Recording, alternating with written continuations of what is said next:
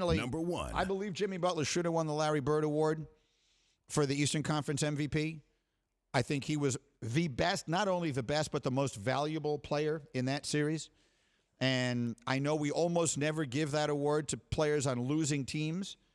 And I want to immediately fend off any threat there might be of people accusing me of being hypocritical on this. So, Bubba, let's lose the music. And let me bring Bubba in, by the way. A delight, as always, to have Bubba here. So, Bubba, you might have been one of those people, because I have been one over the years who have said that the idea that you would give a baseball player MVP from a last-place team is a joke and laughable. And I believe it's happened twice. Andre Dawson and Alex Rodriguez, if I have that right. Maybe there have been others. But that's laughable. In my opinion, you cannot possibly be the most valuable player on a team that finishes last. It's ludicrous. Where were you going to finish without him?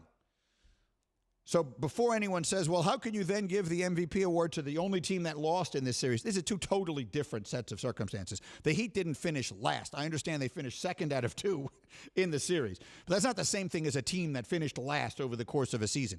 I strongly believe that the first time the Warriors won that first championship, whatever year that is, 15 or 16, that LeBron should have been the MVP of that series. That series won 6 games. LeBron James led both teams in every category. Andre Iguodala got the MVP of the award of that for holding LeBron to like 29, 10, and 6 or something. LeBron should 100% have been the MVP of that series, and I believe Butler should have been the MVP of this one. Bubba, agree or disagree?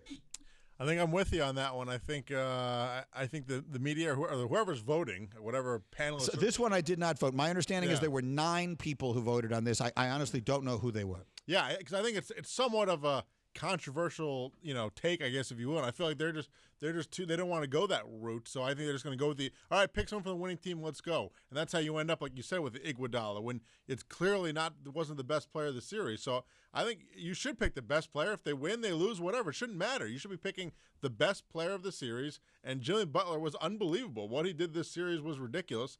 And yeah, I think it makes perfect sense. Who cares if he lost? Yeah, they would have lost in 6 without him.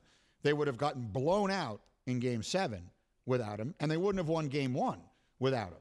So, to me, that more than covered it. Hembo, if you had to vote, who'd you have voted for? Jimmy Butler to score 35 points 3 times against the league's #1 defense without any help. For sure. It was like Jerry West the first year of the finals Jerry West remains the only player to win finals MVP from a losing team. To me, Jimmy Butler should have had that distinction here.